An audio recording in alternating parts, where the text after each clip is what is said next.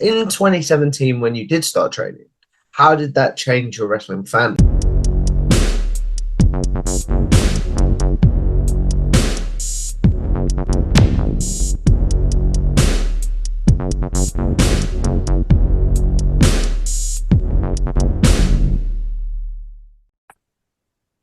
What's going on, guys? It's your boy, Tom Top Trash, and stand back for another interview. This time, I'm joined by Delo Diggs, pro wrestler, to talk about how being a pro wrestler has affected his fandom of pro wrestling. So, welcome on the show.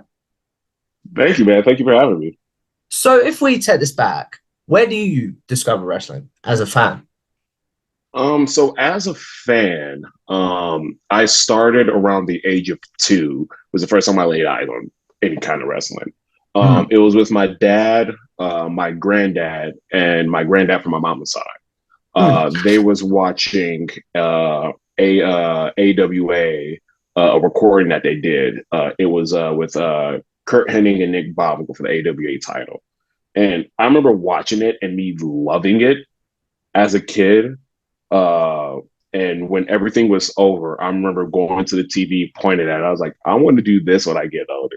Wow. And yeah, um, and they loved it ever since. And like around that time as well too, like shortly after, that's when my granddad from my mom's side actually told me that my great auntie actually Hmm. did wrestle in the 50s and 60s. Oh, wow. Yeah. So when it comes to her wrestling career, how much did you obviously he told you she wrestled in the 50s and 60s, but Mhm. how much did you get told, like stuff like that?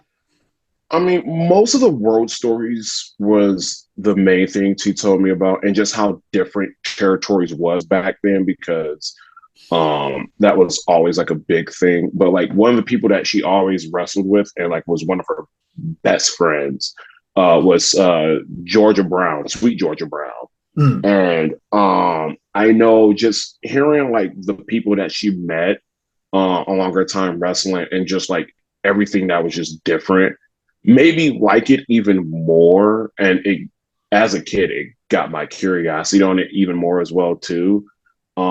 But just hearing her stories was like amazing for me. Was that because you talked about the curiosity factor and it being piqued even more when you found out about her career? Was that because it was like someone in my family does this? That's kind of cool.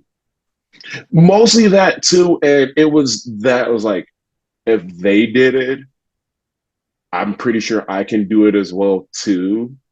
Hmm. And it is definitely, I would say it was more towards that part of it. But it was cool seeing something that you really liked and admired, seeing that someone in your family did it. It definitely made the curiosity grow. Yeah, that makes sense. So, but did she? I am curious to know this. Did she ever discourage you from doing this?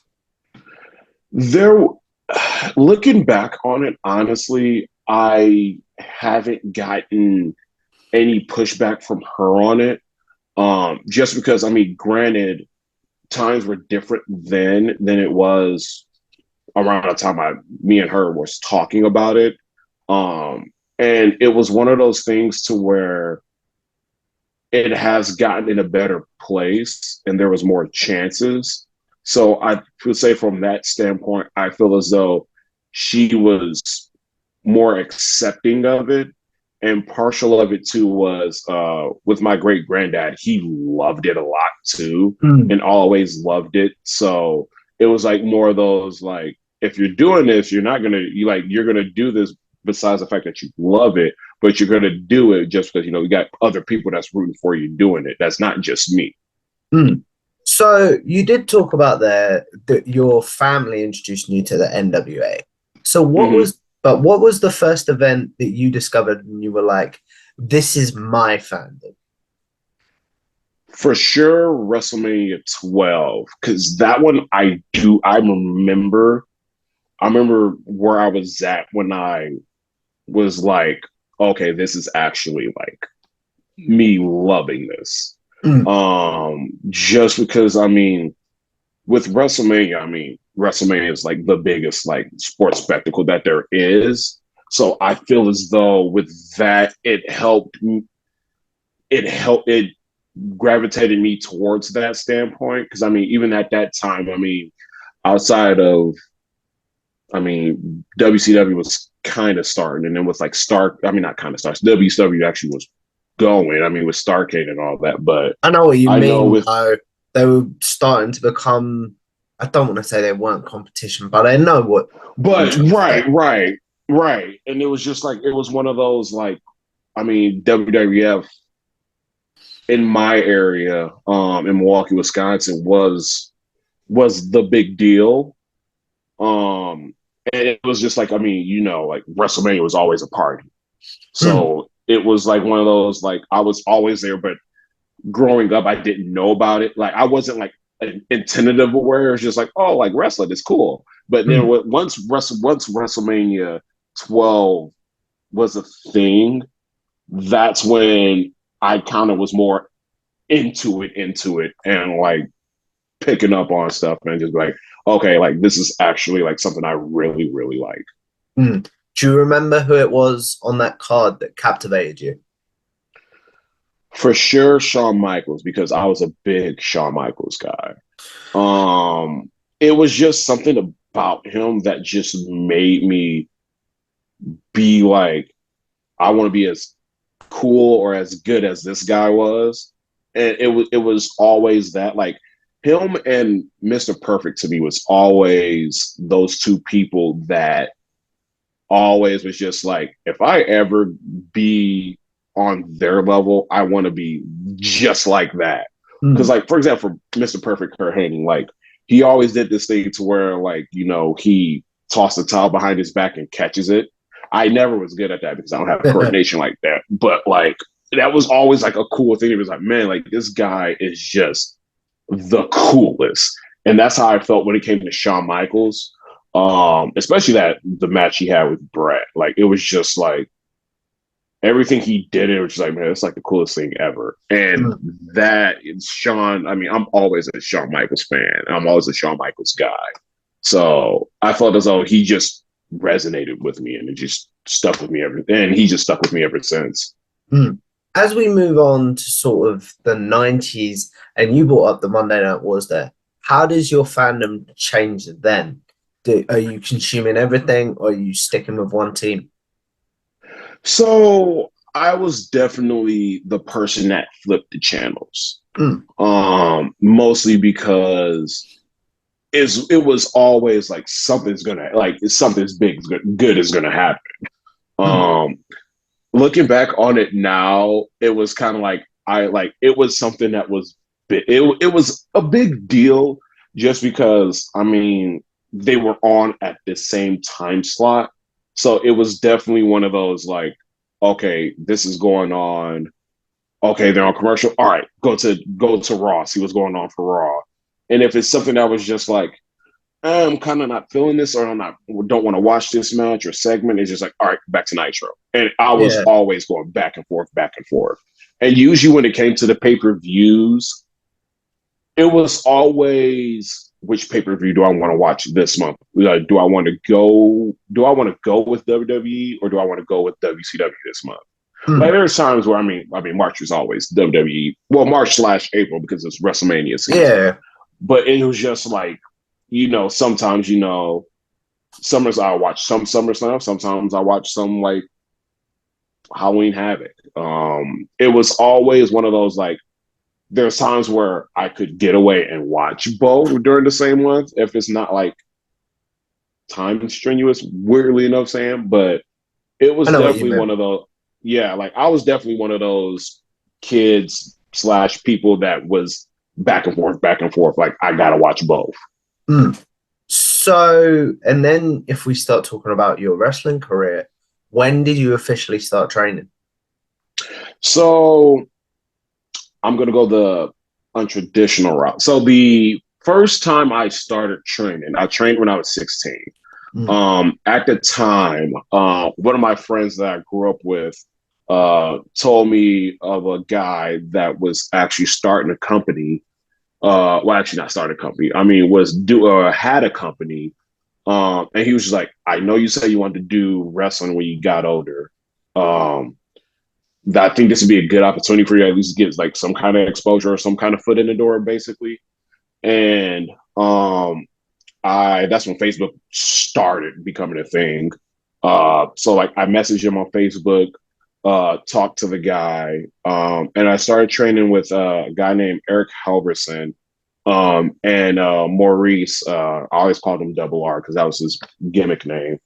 But we started training in an 8x8 ring, which is really, really small. But they ended up getting a 60x60 later on during the course in time.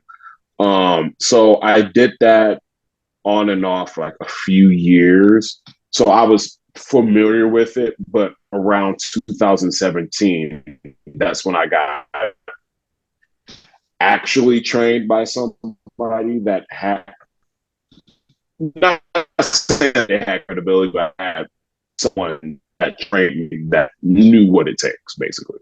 Yeah, and that was Nick Dinsmore, correct?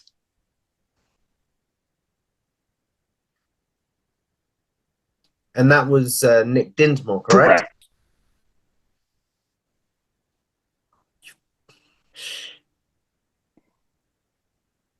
Mm-hmm. Yep, it was Mm. Nick Dinsmore. I know. So the way that started.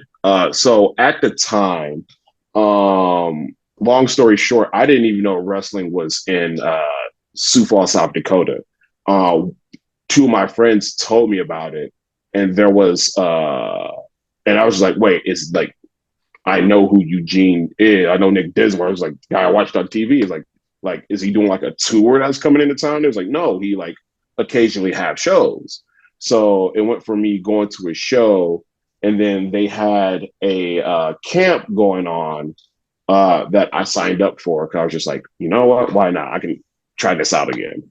Mm. Um, and to fast forward it, during the camp, he dragged me to the side and he was just like, I got a couple questions for you. And I was like, yeah, sure. What's up? Um, have you done this before? He was like, because there's your presence, like knowing like where to be at in the ring is like un- unheard of for A people that novice. do camp and I say like this like their first time and all that. And I was like, yeah, I did it on and off for like a few years, and that was it. And I had some training, but like not like training. And then he was just like, well, like you're really, really good, and I kind of want to help you out with that if you want to pursue this. Mm. And hearing that was like, it was kind of it was surreal. And then like shortly after, that's when I started my training with Nick Dinsmore. Mm. So when it comes to, obviously you mentioned there that you watched Eugene on TV. Did you have that starstruck moment of like, that's Eugene over there? This is a very strange situation. Yeah, so I had a few of those actually. So when I went to the show before I started training, I was just like, holy crap, this is actually him. And then when I did the training camp and he told me those things, and hearing that from him, like a guy that you can say uh, has done it all, has made it to that level, was just like it was definitely one of those just like, oh my god, this is actually happening. Like he like a guy that I watched a lot on TV, thought the world of on TV, is telling me all these things. It's just like, oh, like it was definitely one of those like I'm on cloud nine. Like it's like this is Mm. kind of cool. It is like it's this is this is awesome. Mm. I've had a few of those. What has been maybe your biggest moment since you became a wrestler that you're like, okay, I'm starstruck and I shouldn't be because I've earned my place here. Does that make any sense? Yeah, no, it makes perfect sense. Honestly, because I'm a fan of wrestling through and through. So like I mean, there's moments where I've been in a locker room with people that's been seen on TV. Like, for example, um, Eric Rowan was one person that I was just like, man, like I actually like this dude is actually kind of like I liked him. And like being in the same presence with some people that you see on TV is one of those like you get starstruck a little bit, but then it's just like, oh, this is actually like this is something I never thought would happen, Mm. and it's happening. And like another person, for example, Mike Bennett was one of them because like I watched Mike Bennett honestly since he started when he started, and it was like one of those things where it's like, man, like this is it's like a not so much of a full circle moment, but it was like one of those like it's definitely surreal that I'm in a lot I sharing a locker room or I am in the same building with certain people that's a lot of people that's been on TV, a lot of people that's still on TV and they have like a name for themselves. And it's just like, man, this is like I don't know, it's I someone's know what you described it mean. as yeah, it's awesome. It's Like it's just like, man, it's like this is like the best thing in the world right now. Like nothing can change that. mm, it's like I've had a few of those moments with the content creators I've spoke to. It's like I've Mm-hmm. watched these people since a thing, and it's like I just did an interview with them. That's very weird. But anyway, so how in 2017 when you did start training, how did that change your wrestling fandom?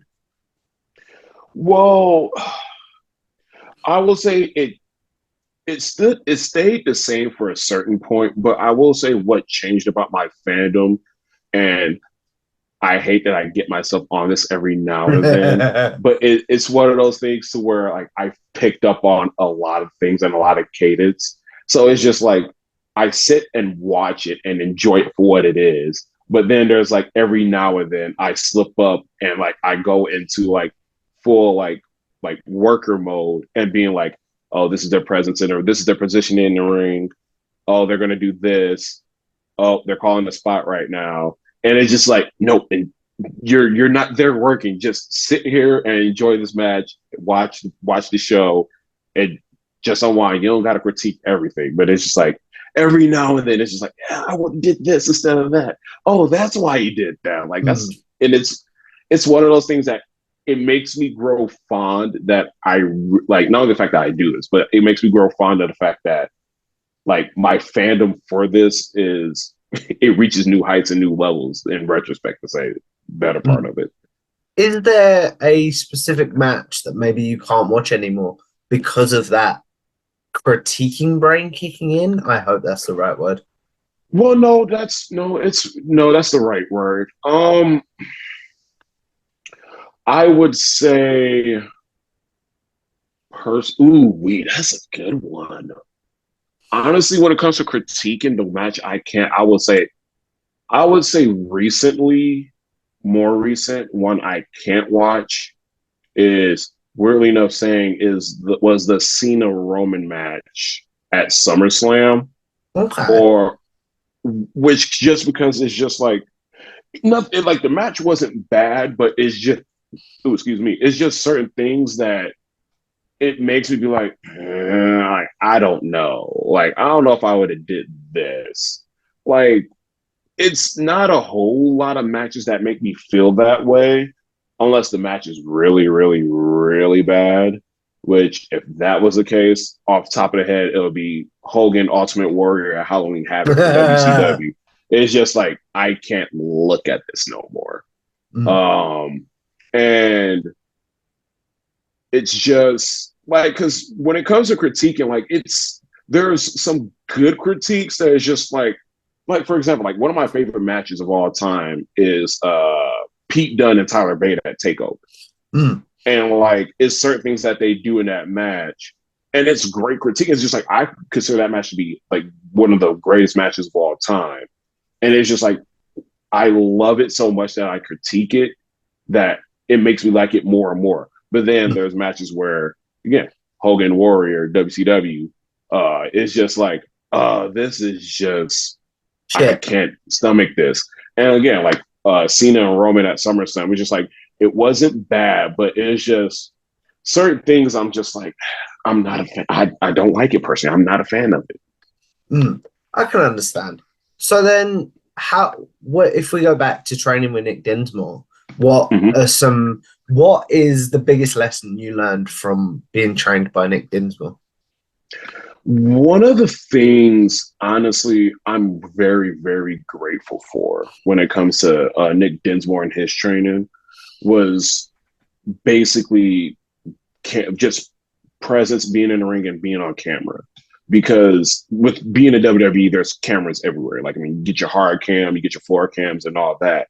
And it's one of those, usually when he starts training, he always say like, I can't guarantee you'll make it to be a WWE superstar or make it to the big stage. He's like, but I will give you the tools needed to where you can be ready for if that time comes. And one of the things that he always critiqued was knowing where your camera is at. It's just like, when it comes to certain shots, you want to be at your biggest and you want to be at your lowest and make sure the shot is good for it. Just like, okay, you have a hard kick, like again, for hard cam stuff. Every time I go to a show and wrestle at a show, first thing I always ask is, where's the hard camera? Just because I know that's the camera that matters per se. I mean, there's people that's around like the floor cameras, like the photographers and all that. And it's like one of those like, okay, like if you're here and they're there, like you got to portray yourself in a certain way so it can pick up and heighten certain things about the match. And it's definitely one of those things that I could say that really helps a lot when it comes to my ring presence. Is that being aware of where the cameras is at. So if I ever do get that chance, you just be ready for it, and just be well prepared. But outside of that, breathing was another aspect, and was just because pacing is always a thing in wrestling. And one of the things he helped me out with truly was breathing and making sure you don't blow yourself up. And that's something, honestly, I would say, like, without Nick Dinsmore, I definitely would not have picked that up. So why is it important to breathe as a wrestler? Well, so most of the part is because, and I'm sure you've heard of this expression too. You want to be able to do something that you can not only do with 5 minutes into a match, but like, let's just say like 18 minutes or like maybe an hour. Yeah. Yeah. And it was one of those things to where, it's like you can, because and it's always a topic on hand of being ring ready. Just because like you don't want to blow yourself up like when the match starts, like 30 seconds in. It's just like you want to control your pace, you want to control your breathing, so you can go out there and not, be gassed out. For example, one of my best friends that I wrestle with down here, his name's Lucky Lund. And one of the things that we did one morning training session, Dinsmore came in and he was just like, I have nothing planned for training, but I want you guys to do something for me. And that's either we're in trouble or he's just mad. And he was just like, I'm just going to sit back here and just watch you guys put on a match. Just put anything together. I'm not giving y'all a time limit to go. Just go until you go. So how much training have you had at this point? Took us about a minute. At this point, I would say it'll be about a year at this point. Okay. Because honestly, it took me to get in ring shape about 6 months in. So we do the match and we get done and we're just like, okay, like that was pretty good.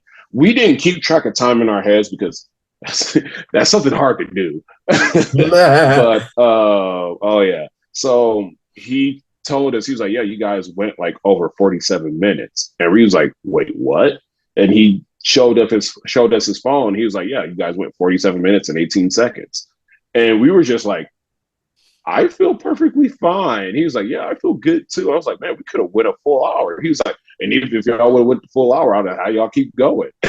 So it's definitely one of those things to where like breathing and like knowing how to control your breath, knowing how to control your pace, it comes a long way.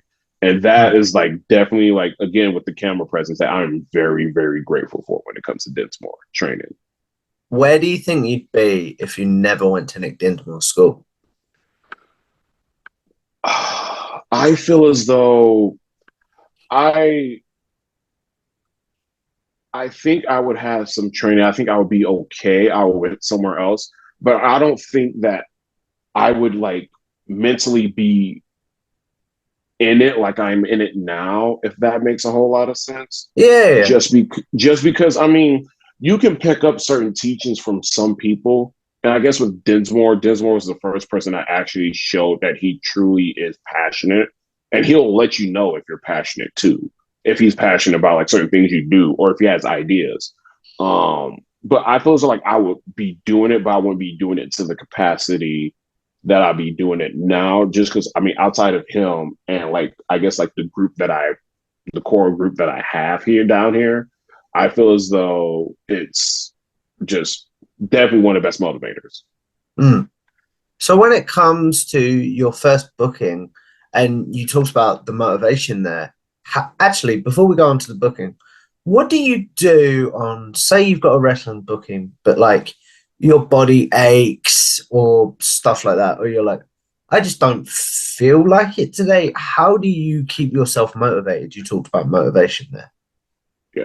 Honestly, for me, it's one of the things I always do if I'm really hurting is I see how things go. Like weirdly enough, I'll go like do like a real like some stretching and like a light workout. I gauge it off of that just to see.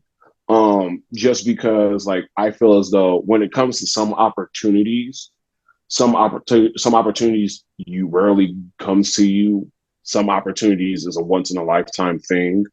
Um, so it's like one of those things where it's like if this is my one big break of an opportunity, it's Mm. one of those like I have to try. And if it's one of those where like I can't walk and I can't do it, it's going to be one of those that it'll hurt me just because it's something that I don't want to miss because I love wrestling more than anything itself. But it's just one of those that like I don't want to do nothing that I would regret down the line or hurt myself even worse. Just because I've seen it before and it's not the greatest thing in the world. Just because with some people they just know go, and it's just like there's a difference between going and at least stopping. Because with some people they are understanding and being like, okay, if you're hurt, like take your time, or if it's just like, hey, you know what, like my heart isn't into this right now, like I just need to take a break, a mental break. And it's just like some people understand about that. And it's just like, hey, make sure you're all right. Once you're okay, just come on back. Mm. And it's just like one of those like of the wrestling community, and I'm pretty you've seen this yourself too.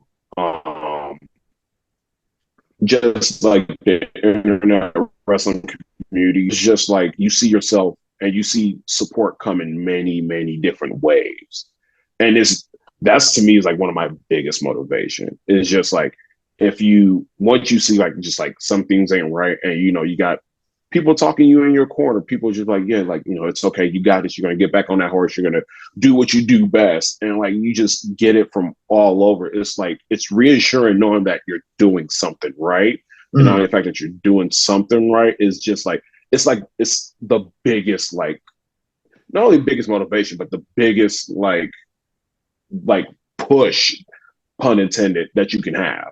Yeah. So you talked about there, like the motivation and the push. Who is the one wrestler that you're wrestling with on the indies currently that you're like, they're in the locker room. This is going to be a good show. For me, it's a couple people. One of them is a guy that goes by the name of Brandon Nitro. Um, that guy, like a good, great friend of mine. He cares about it because he started from nothing and then became pretty big around the area that we're in. And just has the passion and the drive for it. Another person was well, he's not here no more. His name is Jason Stripe, because he cared a lot about what he did and how not only how he portrayed himself, but just how wrestling is. Because Mm, he wanted to make wrestling better than when he first started. And it's mm, one of those things that all his teaching, like all his advices, they stuck with me. And plus, it was always one of those things where if he's there, it's a a real good thing. And even with Brandon Nitro too, like it's always a good thing. But I know, like I will say, like they help out more than anything. And I'll say I'm forever grateful for them. mm. So you talked about being grateful and stuff. What is some advice that you might have for some young wrestlers that are currently doing the indie thing, but maybe they feel like their career is going nowhere and maybe they're on the verge of thinking, I'm going to give it till the end of, say, we're recording this in January 2023. I'm going to give it to the end of February. And then if nothing happens, I'm going to hang it up. Honestly, in the end, the grind will be worth it.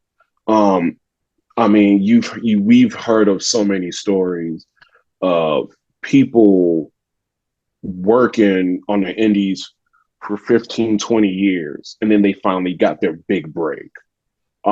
It's rare seeing somebody that gets their big break right away. There's always hardships that people will go through. A lot of tough times will happen.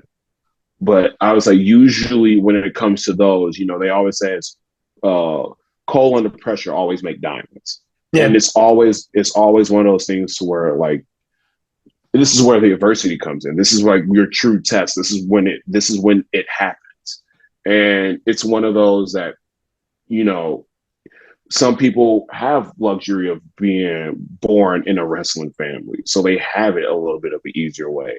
But they have to almost work just as hard as any other person. And it's Mm. just like I understand like people want success right away, but it comes in waves and it comes with time. And if you're truly passionate about it, you will work on that. You will try to be the best version of yourself that you can be, whether it's getting yourself in the right mental mindset, getting yourself in the right shape, or even just studying. Like it takes time. I was like, as a person, like for myself in particular, like I'm satisfied with where I'm at, but I know it's just getting started for me. Yeah. And I know there's so much going on that I can do it. Like I can be the best person I can be. And it's just getting yourself in that right mind frame and just working nonstop. Mm. You talked about there being satisfied with what you've accomplished. A two-part question then in that case. What is the most sort of satisfying moment from your career? One, but then also what is your goals for like the rest of your career? So I will say for the first part, the most satisfying thing I've done in my career so far is going to be two things. The first thing was I won a battle royal for a show called Black Wrestlers Matter. I was the inaugural for the Cultural Rumble winner. That was something that I felt as though it helped catapult me into at least some fame and some recognition. Mm. Just because just having just every wrestler, every African American professional wrestler throughout the world being there and being a part of something monumental was awesome. And I guess the second one actually was a good accomplishment. Was so in 2020, my mother passed away, and there was supposed to be a show that was going to happen like later that week. Um, and around that time, I was that was the closest I've ever been to being like, I can't do this no more because my mind is not in it. Oh wow. Yeah. And one of the things, and I thank my fiance for it, um, she was just like, I understand, like, she was like, I know you want to take time off. She was like, but what would your mom say? Oh And no. my mom was just like, my mom would literally say, like, you're not stopping just because of me. You haven't stopped then. What's making you stop now?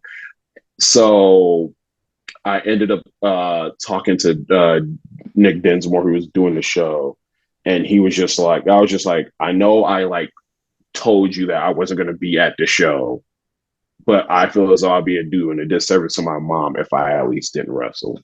Mm. So I will be there.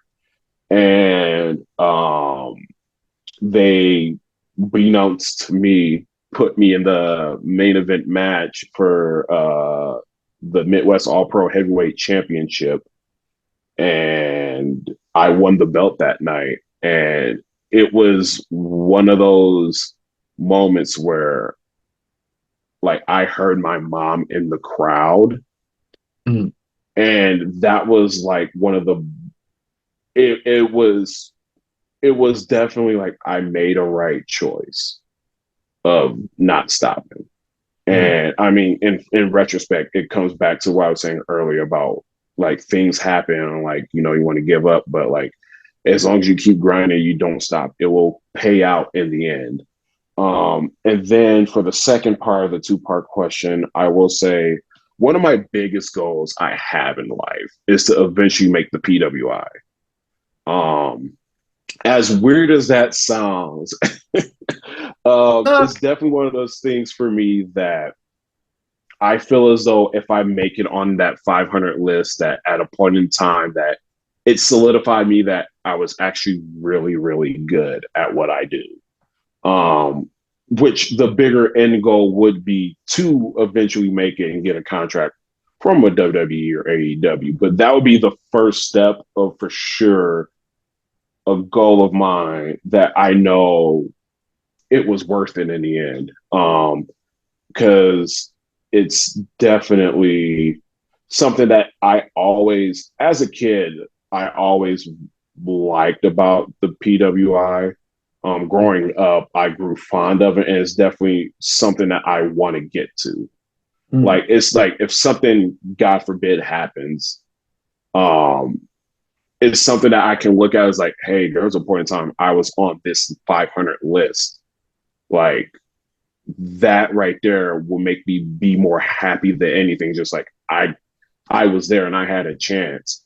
And then to follow up with that as well too is to eventually get a tryout, Mm. because there's a lot of people that I know personally that haven't gotten a tryout match per se, and it's one of those reassuring things that I got a tryout. I was on a radar at a point, and I got a chance to show what I was able to do, regardless if it goes the way I want to or not. It's one of those that I actually had a shot, and it's just like I won't be bitter about it. There won't be no regrets. It's like at the end of the day, I did me. I got there, and then if it leads to a contract, I'll be even more happy when it comes to that. Yeah, definitely. So you did talk about there about the stuff that you feel like you've been successful for and stuff like Mm-hmm. that. But Yep. you obviously are so passionate about wrestling. What do you do to avoid burnout when it comes to wrestling? Honestly, for me, it's just unwinding and relaxing, just taking some time. Um, because it's a physical, it takes tolls. It it's demanding. And it's just trying to make sure you're mentally in the right place, you're mentally sound, and that you don't burn yourself out too much. I mean, for example, like one of the things I like doing outside of working out is I take time to play video games. Mm. Just something like an escape from an escape, if that makes sense. Yeah. What are you currently playing? So I'm juggling between a few things. So I'm occasionally playing God of War Ragnarok, which I should have been beat a while ago. But I everything about this, because like I don't want to physically burn through a game and be done with it. It's just like, okay, like I want a You want little to bit of it. savor it. Exactly, because it's just like the person in me that's a gamer that is just like, I don't want to play through it because as a kid sometimes you play through the games, but it's like you don't enjoy it fully. Mm. Um, so it's just like everything that happens is like, oh, I gotta sit on this. I gotta have this register for me, and we're just gonna continue this at another time. But that one, I every now and then I play Dragon Ball Fighters. I also play Yu-Gi-Oh! Duel Master because I love Yu-Gi-Oh! As a kid growing up. And I also dabble in Sonic Frontiers. Oh, That game is yeah. just awesome. That game is awesome. Like, oh man, soundtrack in the game too is amazing. It's just like God, like but honestly, it's definitely those four. Those four for sure. I told myself eventually I would try to attempt to do Elden Ring, but that's too much of a grind that I'm not ready for right now. Um, but yeah, like always between those four. Mm.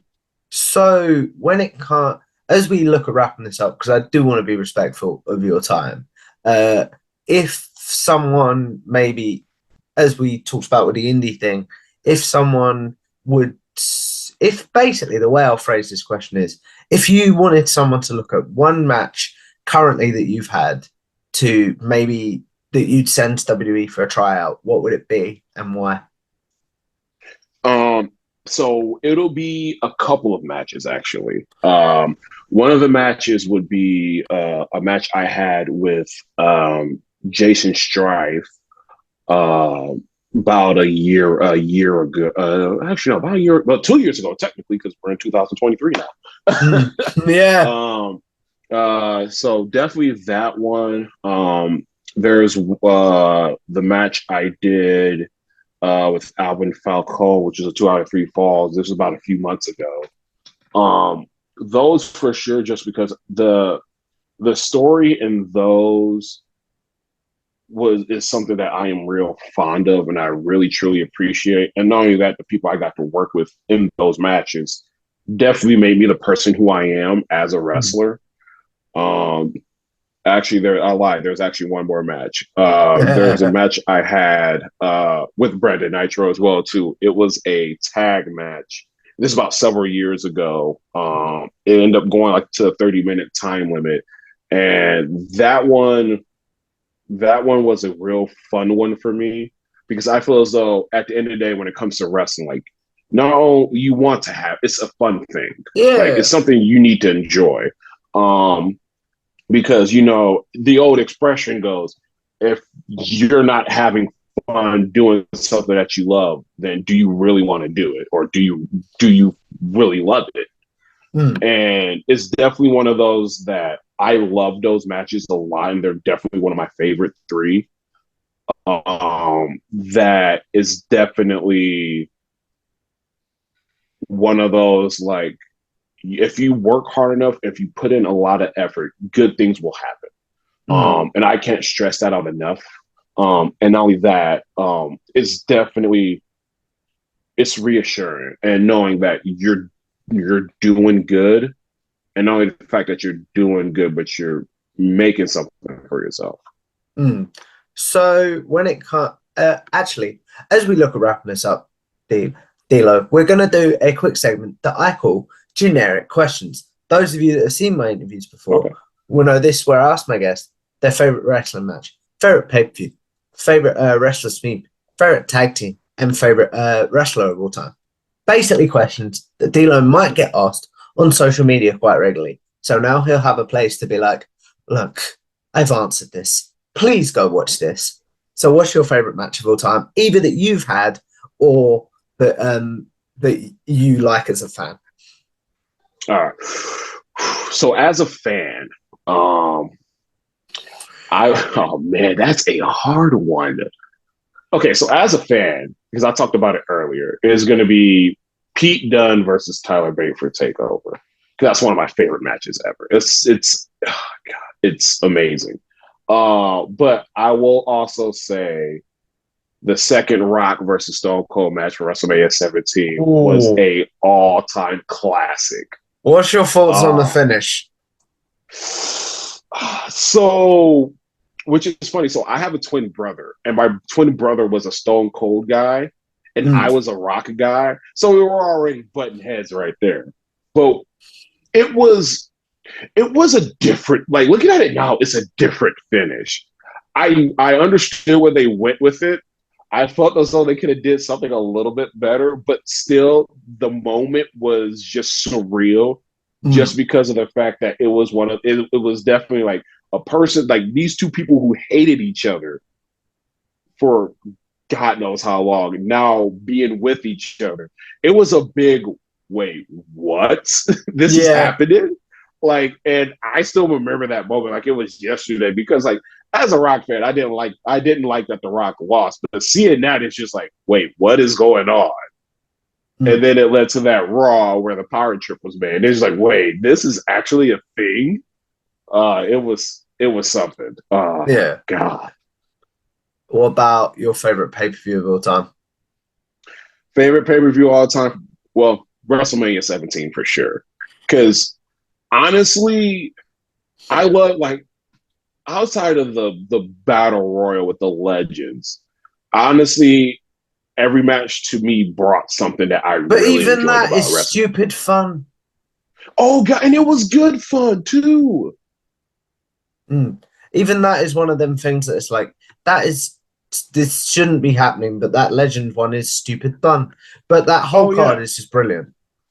Oh god, yes. Like everything, like it was a good wave of up and down, but it wasn't like it's all the way up and then it just takes down. It was steady throughout the whole thing. What about your favorite wrestler's theme of all time? You can't pick your own. Shoot. Uh got me good on that one. Okay, so I will say so I do love when The Rock had that when it was heel in the Hollywood Rock run. What, with the helicopter? I think it's Yes, the I love helicopter. I think. yeah, yeah, it was with the helicopter. I love that one. I always loved Cactus Jack theme music just because I'm a sucker for a good bass guitar. Mm. Um, God, I would say, ooh, yeah, I think those are the main two. Knowing me, once we get done with this, I'll find something else. So like, oh, that's an all-time banger of a theme too. Yeah. But for sure, those are like the top of the list. Favorite and then favorite tag team of all time. Favorite tag team of all time. So as a kid, I was a Hardy Boys fan for life. But growing up as a teenager and as an adult now, I love the Motor City Machine Guns. Ooh. Yeah, So, so it's those two for me. so who we get to book a match card, dealer. Who wins a match? The Motor City Machine Guns or the Hardy Boys? Oh God, I would say Motor City just because they can ground the Hardys. Mm, fair. Fair enough. And then finally, as we wrap this up, who is your favorite wrestler as a fan? And then who is your favorite opponent? Favorite wrestler as a fan would be Sting of Ooh. all time. Favorite one that I wrestled with will be, I would say, Jason Strife. Hmm, fair enough. Like, I really don't know how to segue that question, but fair enough. So, like, why do you enjoy wrestling with Jason Strife then? It's just he had a good wherewithal within the business and just a smart man, smart guy. He loved it so much. Mm. And then as we wrap this up, the question I end all my interviews on is with YouTube, with podcasting, with wrestling in your case, we're all sort of going to live forever in some sort of very weird way. So what is one match you want to be remembered for? And then what is one that you're like, if that could be scrubbed from history, I would appreciate it. For sure, I would say the 2 out of 3 falls with Alvin Falcone would be the one I would love and praise a lot. The one I would get rid of was a match I had when it comes to with the Enforcers. We don't talk about that. Fair enough. So why don't we talk about that? Just out of curiosity. I was so bad that match. I was so bad, so green. Well, was that an early one then? And you was like, Very early, very early. Okay. So as we wrap this up, Delo, where can the good people find you and all your wrestling matches? Twitter, Delo Diggs, Instagram, Delo Diggs as well too. YouTube, Delo Diggs. If you have Facebook, DeLorean Diggs, Time Traveler. Yeah, those are the main pages. It's well worth doing, guys. Someone that I oh dear, some Delo has died. So Delo's phone has died. So someone that I really think you guys should check out in the future, and someone that I really could see making waves in the future in AEW or WWE. So if you guys like this video, make sure you like, share, and subscribe to Tom Talk Trash. Follow me on Twitter at Tom Talk Trash, and I will see you in the next one. A goodbye now.